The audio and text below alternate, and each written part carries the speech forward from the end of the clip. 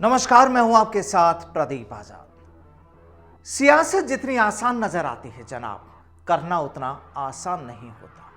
Public ताज तो पहना देती है, लेकिन उसे संभालना ही सियासत करने की असल पहचान होती है। या इसे यूं कहें कि अपनी काबिलियत को बरकरार रखना ही असल चुनौती होती है। दरअसल राजस्थान में भी इस वक्त कुछ ऐसा ही चल रहा है।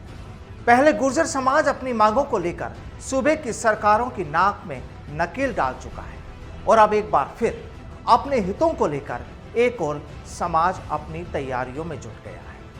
यानी एक बार फिर हो सकता है सूबे के हुक्मरानों का इम्तिहान। राजस्थान में पिछले दिनों हुए सियासी घमासान के बाद की तस्वीरों से यूं तो हर कोई वाकिफ है, लेकिन इसके बाद रह रहकर जो रंग सामने आ रहे हैं वो सियासी गलियारों में हलचलें बढ़ाने के लिए काफी हैं। पिछले दिनों गुर्जर आंदोलन की तपिश राजधानी तक आ पहुंची, जिसके बाद खुद मुख्यमंत्री अशोक गहलोत को पहल कर गुर्जर नेताओं से वार्ता करनी पड़ी थी और फिर मामले का पटाक्षेप हुआ था। लेकिन गुर्जर आंदोलन की आग को अभी शांत हुए कुछ घंटे भी नहीं गुजरे थे कि अब अपनी मांगों को लेकर मीणा समाज भी लामबंद नजर आ रहा है। और इससे भी दिलचस्प बात यह कि इन मांगों को लेकर गहलोत और पायलट गुट के विधायक भी एकजुट नजर आ रहे हैं। और खास बात यह कि पिछले दिनों हुए सियासी संग्राम के दौरान मीणा समाज के नुमाइंदे भी बटे ही नजर आए थे। सूबे की सरकार में पूर्व डिप्टी सीएम सचिन पायलट के साथ अपनी ताल ठोकने वाले मुरारी मीणा, पीआर मीणा और हरीश मीणा भी पायलट के साथ 34 दिन के वनवास पर चले गए थे। तो मंत्री प्रसादी लाल मीणा, जौहरी लाल मीणा, इंदिरा मीणा, लक्ष्मण मीणा, गोपाल मीणा गहलोत गुट के साथ खड़े नजर आए थे। लेकिन अब समाज की मांगों को लेकर 9 मीणा विधायक एक साथ एकजुट नजर आ रहे हैं।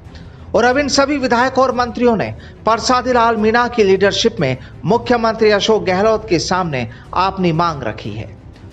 मुरारी लाल मीणा के मुताबिक संविधान में एससी की जनसंख्या 16 जबकि एसटी की जनसंख्या 12% थी, लेकिन अब जनसंख्या बढ़कर एससी की 18 और एसटी की 14% हो गई है। मीणा विधायकों की मांग है कि इस हिसाब से अब आरक्षण का अनुपात भी बढ़ाया जाए। साथ ही सीएम गहलोत के पिछले कार्यकाल के दौरान कोटा में मिनी यूनिवर्सिटी की भी घोषणा हुई थी, जिसे पिछली भाजपा सरकार ने निरस्त कर दिया था। अब मीणा समाज की मांग है कि उस यूनिवर्सिटी की प्रक्रिया को फिर से शुरू किया जाए। साथ ही एससी एसटी कर्मचारियों के प्रमोशन को लेकर रोस्टर व्यवस्था और बैकलॉग समेत विभिन्न मांगे उठाई गई हैं, जिसके बाद मुख्यमंत्री गहलोत ने मुख्य सचिव की अध्यक्षता में समिति गठित कर समस्याओं के समाधान का भरोसा दिया है। वहीं इसे आगामी दिनों में होने वाले मंत्रिमंडल विस्तार से भी जोड़कर देखा जा रहा है। आपको याद होगी वो तस्वीर भी जब सचिन पायलट के साथ रमेश मीणा से भी मंत्री पद छीन लिया गया था, जिसके बाद सियासी हलकों में चर्चा थी कि आगामी दिनों में होने वाले मंत्रिमंडल विस्तार में अगर रमेश मीणा की वापसी मंत्री पद पर नहीं होती है तो किसी और मीणा चेहरे को मौका दिया जा सकता है। इंदिरा मीणा का भी नाम पिछले दिनों चर्चाओं में था।